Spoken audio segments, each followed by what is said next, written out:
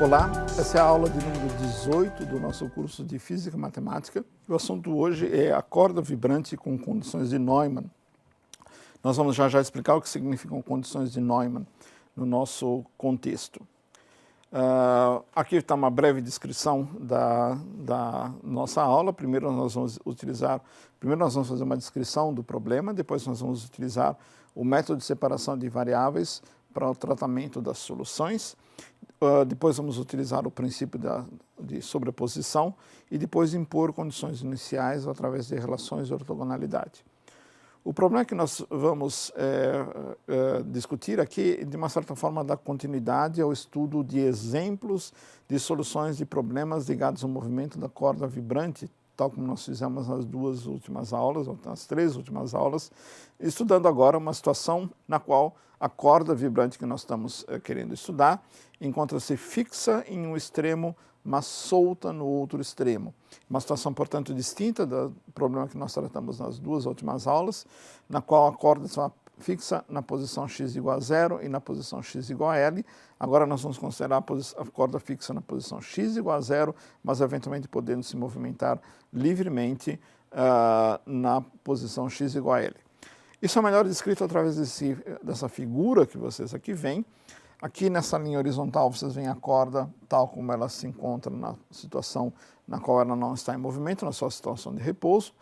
E a situação na qual nós queremos estudar é aquela na qual em x igual a 0, que é esse ponto indicado aqui, a corda se encontra fixa, presa, portanto a amplitude da corda, que é a distância entre a posição x e o seu deslocamento vertical, em cada instante de tempo t, nessa posição aqui tem que ser sempre 0. Isso é uma condição de contorno que é chamada de condição de Dirichlet, como nós já mencionamos anteriormente. No outro extremo, eu quero, no entanto, que a corda seja solta, ela não seja fixada, mas ela possa se movimentar livremente. Vocês podem imaginar, por exemplo, que a corda termina fixa num anel, que vocês veem aqui indicado em vermelho, que pode se movimentar sem atrito numa haste vertical. Dessa maneira, a corda não fica fixa, ela pode se movimentar livremente de baixo para cima sem nenhum atrito, ou seja, sem que nenhuma força seja exercida sobre ela, exceto a força horizontal, que é exercida nesses dois pontos pela tensão a qual a corda está submetida. Essa é a visão, digamos assim, física do problema que nós queremos resolver. Nós queremos determinar qual é o movimento de uma corda sob certas condições iniciais, que tem essa configuração especial, fixa desse lado e podendo se movimentar livremente do outro lado, na vertical, sem nenhum atrito. Bom, nesse lado aqui, como nós já comentamos, a condição de contorno é muito fácil de entender, é simplesmente a imposição, a função u, se anula em x igual a 0 e para todo instante de tempo t. Como é que é a condição do outro lado?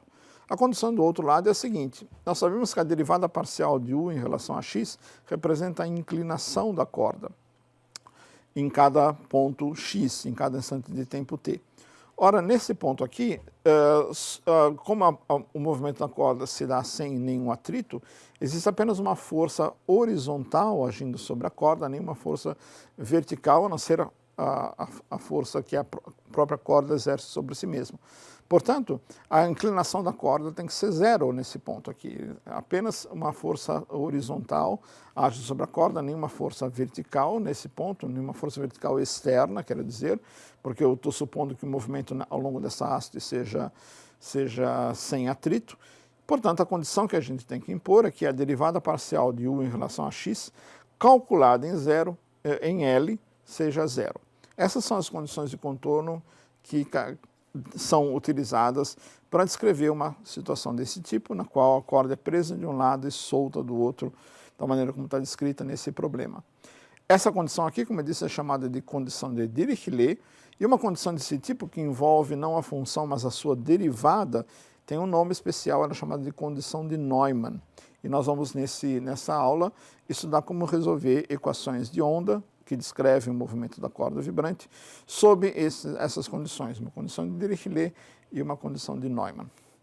Então, tudo que nós desejamos é estudar a solução das equações de onda. Aqui está ela, nós já a encontramos outras vezes nesse curso. Ela descreve o movimento da corda. U é, nesse esquema aqui, representa em cada ponto x, em cada instante de tempo t, esse deslocamento vertical da corda. Esse aqui é a função U de x e t. E nós queremos aprender como resolver essa equação na situação em que a corda encontra-se presa numa das extremidades, na extremidade x igual a zero, mas solta na extremidade x igual a L. Então, como nós acabamos de ver, as condições de contorno a serem impostas são as seguintes: U de zero, t é zero para todo t, e segundo a derivada parcial de U em relação a x, é zero para todo t. Vocês percebem que essa segunda condição aqui está é diferente da condição que nós utilizamos nos problemas que nós tratamos nas aulas anteriores, porque lá nós impunhamos não que a derivada parcial de U em relação a x fosse zero, mas sim que a própria função U fosse zero, o que nós não desejamos impor nesse problema. Nós só queremos impor que a derivada parcial seja nula para indicar que a corda está solta. Bom, a primeira condição de contorno, eu já mencionei a vocês, é dita ser uma condição do tipo Dirichlet, e a segunda denominada na literatura é uma condição de Neumann. Então, essa nomenclatura é utilizada em muitos problemas de física, não apenas esse. Quando a gente tem uma condição de contorno nos extremos de um sistema físico que impõe algo sobre o valor da função que nós estamos querendo resolver, essa condição é dita ser de Dirichlet, e quando ela impõe algo sobre as derivadas da função, ela é denominada condição de Neumann.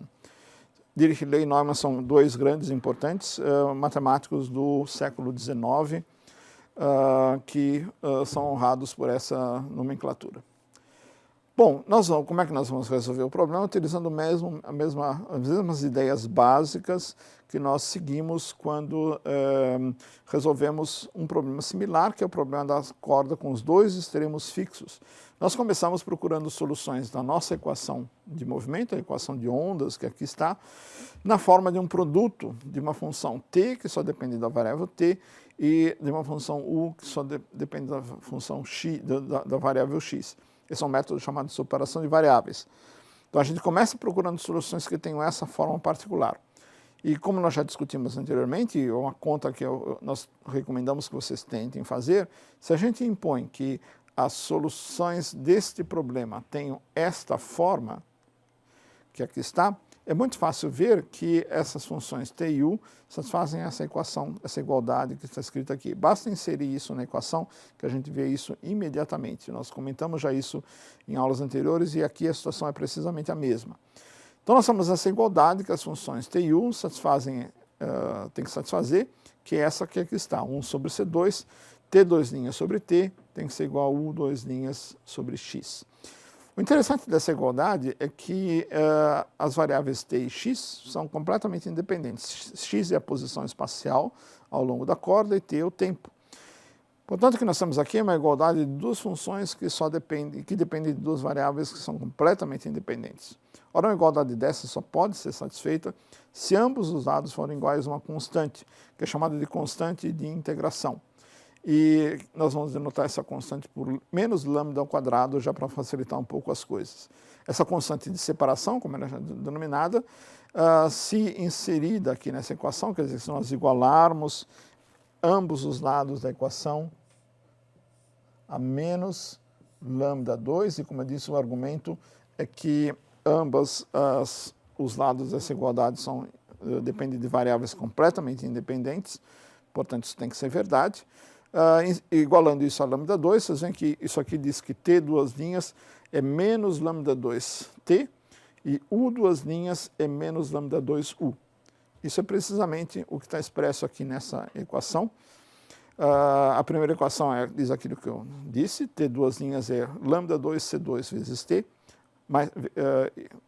t duas linhas mais lambda 2c2 vezes t tem que ser igual a zero, e u duas linhas mais lambda 2u de x igual a zero. O interessante dessa equação é que são duas equações separadas, uma apenas na variável t e outra na variável x, que podem ser resolvidas independentemente. Na realidade, essas duas equações não são exatamente independentes, porque vocês veem que a mesma constante lambda, que ainda está por ser determinada, aparece nas duas equações. Mas, de qualquer forma, essas equações que vocês aí veem são muito fáceis de resolver e nós vamos agora discutir como é a solução delas. Elas são fáceis de resolver porque, no fundo, essas equações são ambas iguais à equação do oscilador harmônico, que a gente sabe resolver muito bem. Então, vamos agora atacar o problema de resolver essas equações e deixa eu começar com esta equação aqui. Como eu disse para vocês, lambda é, em princípio, até agora uma constante arbitrária. A gente não sabe nada a respeito de lambda. Mas, aos poucos, a gente vai inferir algumas coisas a respeito de que valores eles têm que assumir. Lembre-se sempre que é o mesmo lambda que comparece nas duas equações. Então, vamos analisar a primeira equação e lembrem-se que lambda é arbitrário, ela pode ser um valor nulo, não nulo, ou pode ser um valor nulo. Vamos começar analisando o que acontece com esta equação, essa primeira equação, quando lambda é igual a zero. Quando lambda é igual a zero, a equação fica simplesmente t duas linhas igual a zero. E a solução dessa equação é muito simples. Se t duas linhas igual a zero, significa que t é uma função linear do tempo. Uma função linear do tempo, portanto, é do tipo A0t mais B0, onde A0 e B0 são duas constantes que ainda estão por ser determinadas. Se por acaso lambda for diferente de zero, deixa eu retornar à equação. Se nessa equação lambda for diferente de zero, a gente também sabe resolver essa equação, porque isso aqui é equivalente a uma equação do oscilador harmônico com essa frequência que aqui está, T2, C2. E as soluções são essas que vocês veem expressas aqui. T de t é uma combinação linear de cosseno de lambda c, t, e seno de ômega ct com certas constantes a serem determinadas A1 e B1. Então, essas são a solução geral dessa primeira equação que aqui está, que envolve a variável t. Um comentário importante, assim, no caso lambda igual a zero, vejam que a equação para u, deixa eu retornar a ela, essa equação aqui, também se reduz simplesmente a u duas linhas igual a zero. Esse é um caso lambda igual a zero. Portanto, para lambda igual a zero, a solução para u é dada por essa expressão, uma constante vezes x mais c. Essa é a solução mais geral desta equação diferencial u duas linhas de x igual a zero, uma função linear de x. E aqui nós já podemos inferir algumas coisas a respeito da possibilidade de a gente ter essa solução com lambda igual a zero. Pelo seguinte, as condições de contorno que nós desejamos impor, retornando a essa expressão que aqui está, são de que a função u se anula em x igual a zero e sua derivada parcial em relação a x se anula em x igual a L. Como vocês veem, essas duas condições são, no fundo, condições nessa solução para a função u. Nós desejamos, então, impor que a função u maiúsculo se anule em x igual a zero e a sua derivada em relação a x se anule em x igual a L. Isso é importante e nós vamos ver agora aqui aonde isso nos leva. Nós sabemos que, no caso lambda igual a zero, a solução u de x é dada por essa expressão. Agora, se eu quiser impor que u de zero é igual a zero, vocês veem que isso está nos dizendo que essa função, essa constante C2 aqui tem que ser nula, certo? Somente nessa situação, essa função aqui se anula em x igual a zero. E, portanto, a função u de x assume, pela imposição dessa solução, no caso lambda igual a zero, essa forma. U de x igual a C1 vezes x. Ora, além disso, nós queremos impor a segunda condição de contorno, que diz que a derivada parcial da nossa função u se anula em L. Ora, a derivada dessa função u em relação a x é C1. Se eu quero impor que isso se anule em x igual a L, eu tenho que impor que C1 de x igual a zero, porque, evidentemente, o linha calculado em zero é zero, essa é a condição que nós queremos impor, e o linha é C1. E, então, nós concluímos dessa análise que tanto a constante C2 quanto a constante C1, ambas têm que se anular e, portanto, se lambda fosse igual a zero, isso aqui é apenas por caso de lambda igual a zero, nós concluiríamos que a função u é identicamente nula. Ora, se a função u é identicamente nula, então essa solução que nós tínhamos procurado nessa forma vai ser também uma solução identicamente nula. E isso é uma coisa de pouco interesse, é simplesmente uma solução na qual a corda está parada eternamente e não se move. Por causa disso, a gente descarta a solução, o caso lambda igual a zero nessas equações e considera apenas o caso em que lambda é diferente de zero. Nesse caso, a gente viu que a função t de t é dada por essa expressão, ou seja, representa uma oscilação harmônica com frequência lambda c.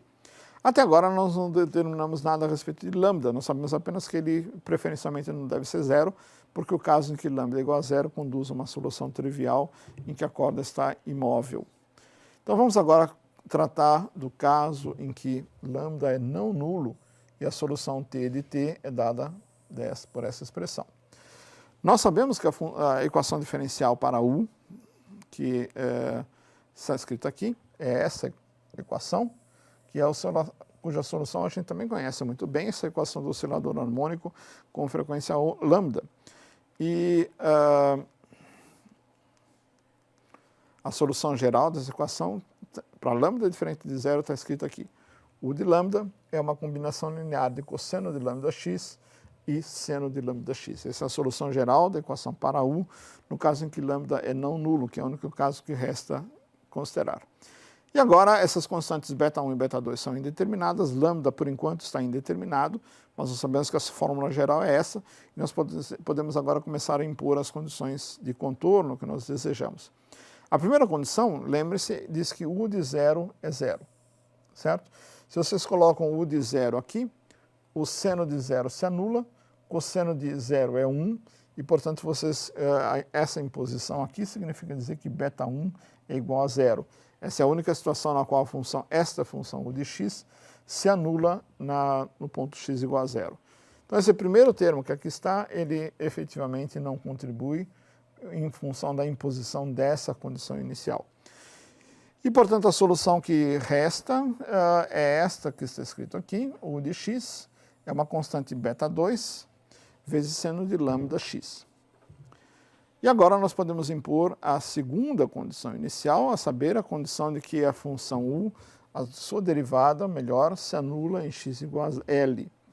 Agora vejam, a derivada dessa função, a derivada desse seno é cosseno, certo? E, portanto, essa condição de que u' de zero é igual a zero significa isto que está colocado aqui.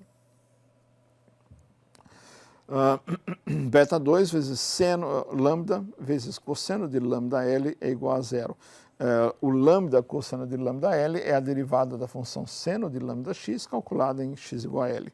E nós queremos impor que isso é zero. Bom, aqui o lambda nós já vimos que é não nulo, já descartamos o caso lambda igual a zero.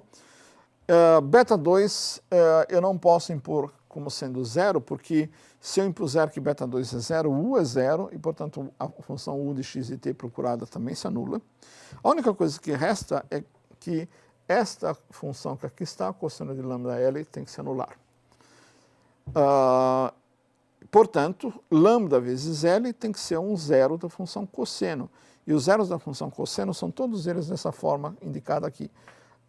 Π sobre 2 mais nπ, onde n é um número inteiro. Esses são os únicos zeros da função cosseno, não há outros zeros.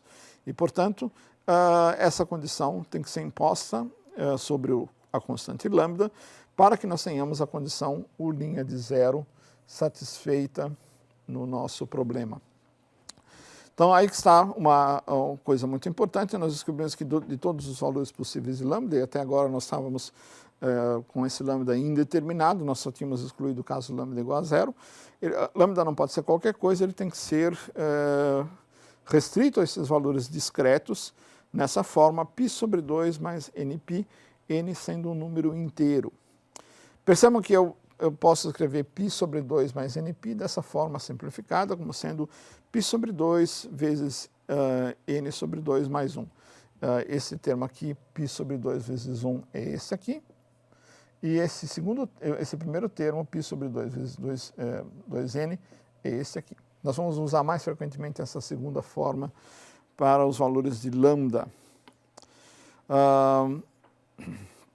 Então, nós concluímos que a nossa solução, retornando a esta expressão, né, beta 2 seno de lambda vezes x, para essa solução, lambda só pode assumir esses valores discretos, dados por π sobre 2 vezes L, n 2n mais 1, e inserindo esses valores aqui nessa expressão, a gente obtém essa fórmula, que diz que as possíveis funções u de x que nós desejamos ter, com as quais a gente obtém uma solução da equação diferencial, e temos também satisfeitas as condições de contorno, são essas funções un, o índice n, que são essas funções, uma constante beta 2, vezes seno de π sobre 2L, n, 2n mais 1, aqui está os valores possíveis de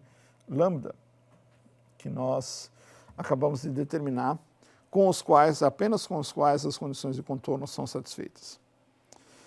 Um comentário importante é o seguinte, aqui em princípio n pode ser qualquer número inteiro, no entanto existe uma restrição a mais que pode ser mencionada, que é o seguinte, é que basta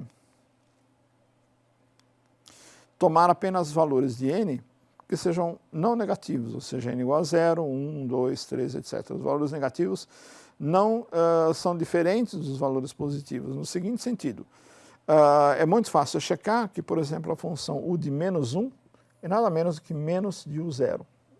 As duas soluções são iguais. Se vocês põem n igual a menos 1 aqui, vocês veem que fica menos 2 mais 1, que é menos 1, e, portanto, é a função menos beta 2 seno de π sobre L vezes x, isso é a função u0, com o sinal menos na frente. Analogamente, u de menos 2 é menos u de 1, e assim por diante. U de menos 3 é menos u3, u2 e etc. Ou seja, as funções com n negativo são simplesmente repetições das funções com n positivo, elas não são independentes das funções com n positivo. Portanto, basta considerar nessa expressão, que aqui está, apenas soluções nas quais n é um número que assume os valores discretos, 0, 1, 2, 3, mas os negativos não é necessário considerar porque eles se repetem.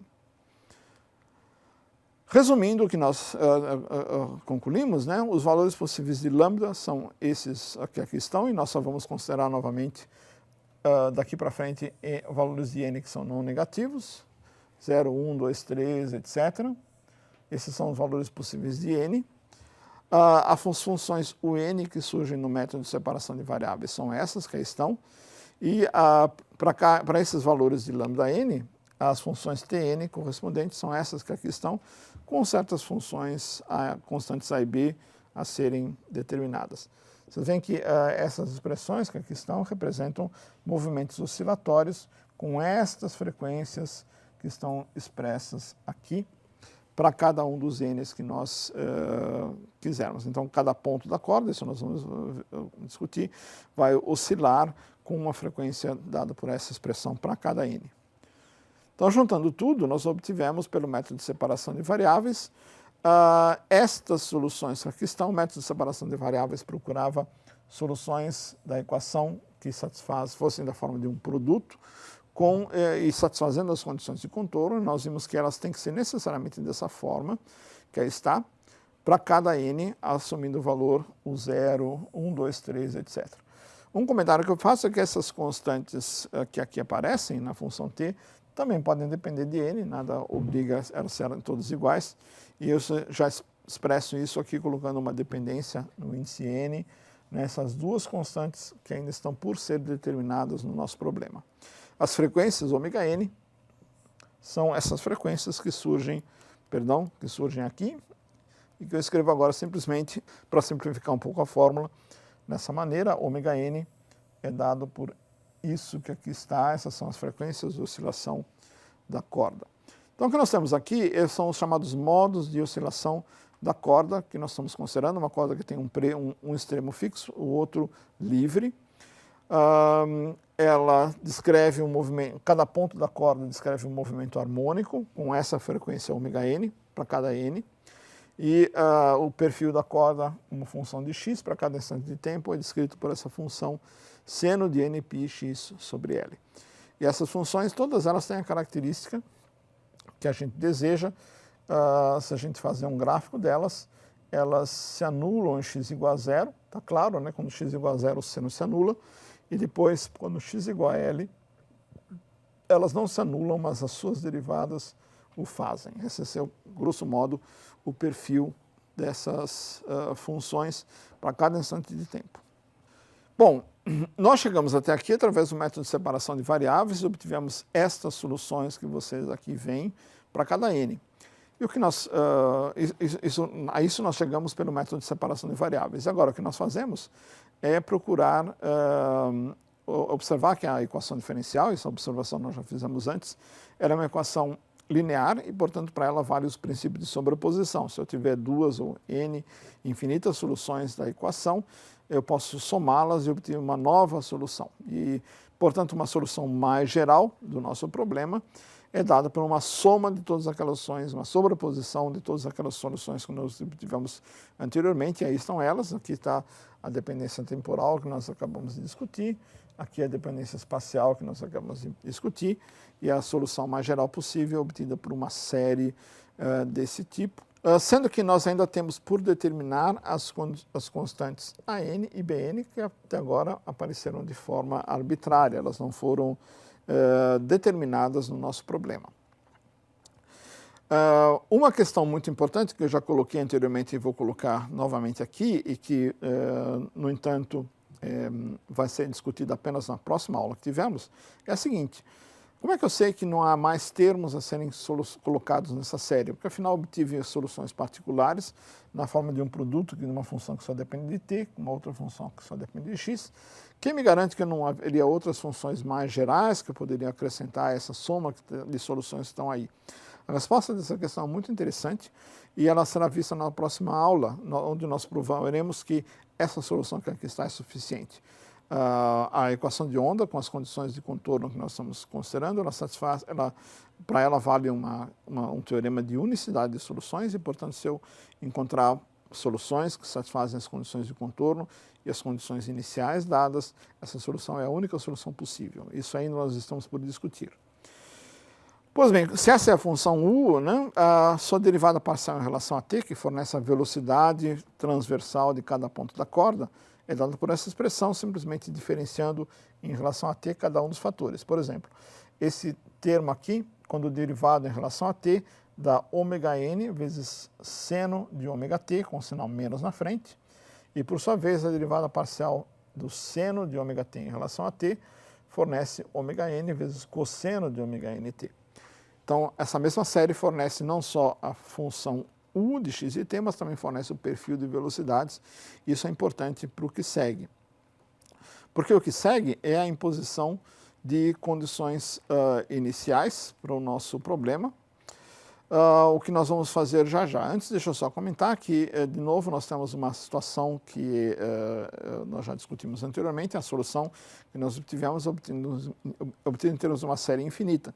Então, há de se levar em consideração que nós temos que provar ou estabelecer a convergência da série para que ela faça sentido.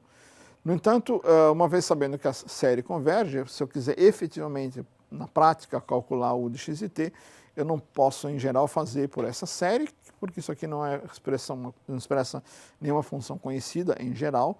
No entanto, a gente pode calcular numericamente, por exemplo, truncando a série que aí está. E, além disso, há uma série de outras análises qualitativas sobre o comportamento da solução que podem ser feitas.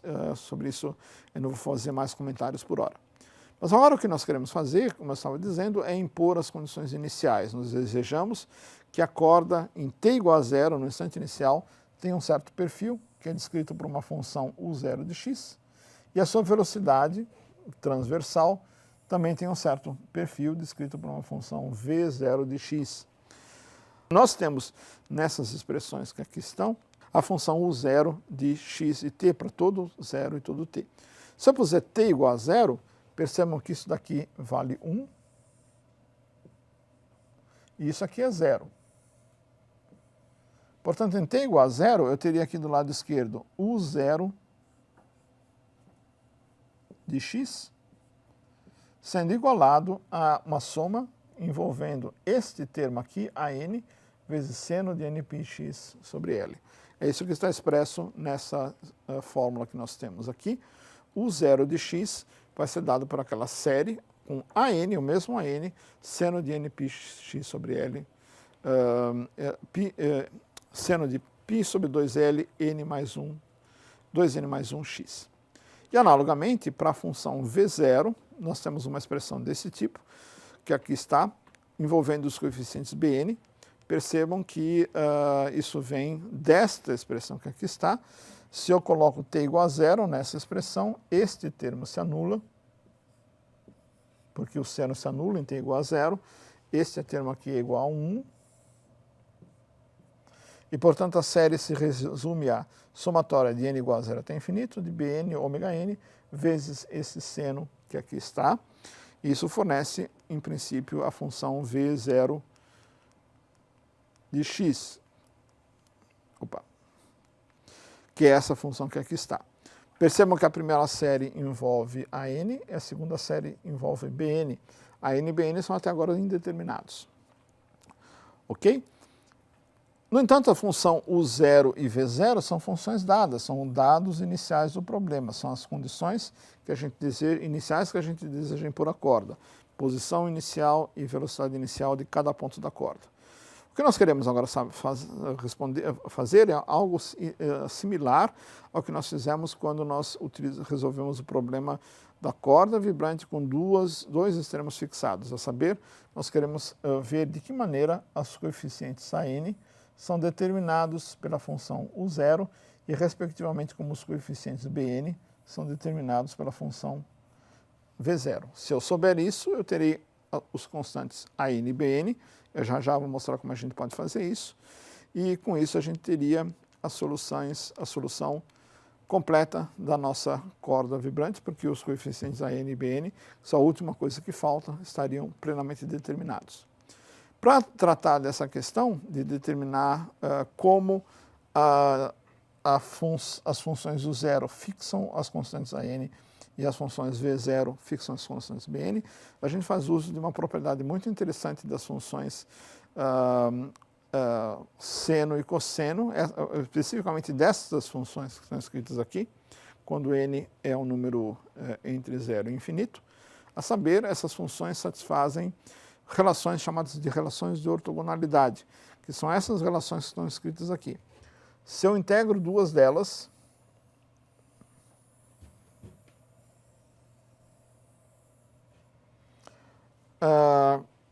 percebam que aqui eu tenho uma dessas funções com o índice 2, com o índice n, aqui com o índice m.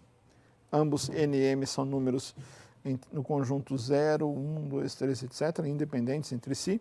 É um fato que vocês são convidados a demonstrar que estas integrais aí são muito simples. Elas valem 0 se os índices m e n forem diferentes, e se não, elas valem L sobre 2. E a gente expressa isso através dessa equação, dizendo que essas integrais, a integral, notem, é tomada em x, no intervalo 0L, que é o intervalo onde a corda existe. Essa integral vale L sobre 2 delta de Nm, onde delta de Nm é chamado delta de Kronecker, que vale 1 caso n e m sejam iguais e 0 de outra forma. Então, o fato importante é que essas integrais valem ou 0 ou 1, 1 apenas no caso L sobre 2 ou 0, e L sobre 2 apenas no caso em que n e m são iguais. Nós deixamos como exercício para vocês provarem essas relações de ortogonalidade, mas elas são muito fáceis de fazer. Para isso, vocês fazem uso simplesmente de uma relação que eu creio que seja bem conhecida, que é essa relação que aqui está, uma relação trigonométrica, que expressa o seno de A vezes seno de B. A e B são números quaisquer, em termos de cossenos da soma e da diferença de A e B. Se vocês introduzirem essa expressão nestas integrais, percebam que aqui vocês têm uma coisa assim, esse é seno de A, isso aqui é seno de B, as integrais são muito fáceis de calcular, simplesmente integrais de cossenos, e essas integrais elas são fáceis de calcular e fornecem esse resultado que vocês aí veem. Façam isso como exercício, é um exercício de grande importância. Pois bem, então agora o truque todo consiste no seguinte: a gente vai fazer um uso inteligente dessas relações ditas de ortogonalidade, a saber o seguinte: a gente volta para essas expressões que fornecem o zero de x em termos de AN e AN em termos de o zero de x. E a gente multiplica ambos os lados dessa expressão, dá por seno de n de π sobre 2L, 2m mais 1. E integra de 0 até L. Então, a gente faz isso, que aqui está, usa essas relações de ortogonalidade e multiplica a função U0, que lembra-se é dado por essa soma de a n vezes isto que está escrito aqui, essa função. A gente multiplica ambos os dados pela seno de 2m de π sobre 2L, 2m mais 1, e integra de 0 a L. E a vantagem de fazer isso é que isto que está escrito aqui, a gente sabe que vale 0, exceto quando m é igual a n. Então, esta expressão vai ser igual a isso que está escrito aqui. Essa integral nós vimos em função da relação de ortogonalidade 2 sobre L, L sobre 2, delta de nm. Portanto, nessa soma que está aqui, que é uma soma infinita, envolvendo infinito termos em n, só vai sobreviver um termo, a saber o termo em que n é igual a m. Todos os outros são nulos em função disso aqui. Portanto, resulta dessa expressão, que essa expressão que aí está, quer dizer, resulta dessa igualdade, que essa integral complicada vai dar o coeficiente AM. E o importante é ler essa fórmula de trás para frente. Ela está nos dizendo que AM é 2 sobre L vezes esta integral. Com isso, a gente consegue fazer aquilo que nós desejávamos, que é expressar AM em termos das constantes do zero, da função U0. O zero é dado, e sabendo ela, calculando essas integrais, o que pode ser feito explicitamente, nós já vimos isso feito no caso da corda dedilhada e no caso da corda percutida, a gente determina todos os coeficientes AM da nossa solução. E procedendo de maneira análoga, nós temos para os coeficientes Bn essa mesma expressão, mas envolvendo agora a função V0. Conhecendo essa função V0, a gente tem determinados todos os coeficientes Bn. Basta repetir as mesmas contas com as mesmas relações de ortogonalidade para a função V0 de x e sua expansão em série para obter essas relações. Perceba que essas relações de ortogonalidade são muito similares àquelas da teoria de séries de Fourier, que vocês já viram, é de lá, inclusive, que essas ideias provêm. Então, retornando, nós temos já coletando os seguintes ingredientes da solução. Nós sabemos que a solução geral do problema da corda com um extremo fixo e outro solto é dada por essa série infinita. As constantes ômega-n, que são as frequências de oscilação de cada modo dessa série, que é cada termo dessa expressão, são dados por essa fórmula que aqui está, πc sobre 2L, 2n mais 1, para cada n, entre 0 e infinito. E os coeficientes AN e BN são dados em termos das condições iniciais por essas fórmulas que vocês aqui veem. Com isso, nós temos uma solução completa do problema da corda com um extremo solto, dado por essa série infinita. Como eu disse mais uma vez, a determinação dos ANs e BNs é fixada pelas condições iniciais e em calculando essas expressões, a gente pode calcular numericamente essas somas para, digamos, se a gente considerar 100, 1000 termos, isso pode ser facilmente feito com um computador, se necessário. Sumarizando, nós usamos o método de separação de variáveis, o princípio de sobreposição e relações de ortogonalidade, que nós obtivemos aqui, para obter uma solução em forma de série de equação de ondas em uma dimensão, sujeitos a condições de Dirichlet de um lado e Neumann de outro, no intervalo finito 0L, que é o comprimento da corda, assim como condições iniciais relativas à posição e velocidade. Então, mais uma vez, nós conseguimos resolver um problema usando a mesma série de ideias, equação, separação de variáveis, princípio de sobreposição e relações de ortogonalidade para fixar as constantes que surgem nesse problema. E eu digo a vocês que esse método é utilizado não só nesses problemas que nós utilizamos aqui, mas em muitos outros problemas similares. Vocês vão ver isso no eletromagnetismo, na eletrostática, até mesmo na mecânica quântica. Esses métodos que foram aqui descritos são utilizados com frequência. Até a próxima aula.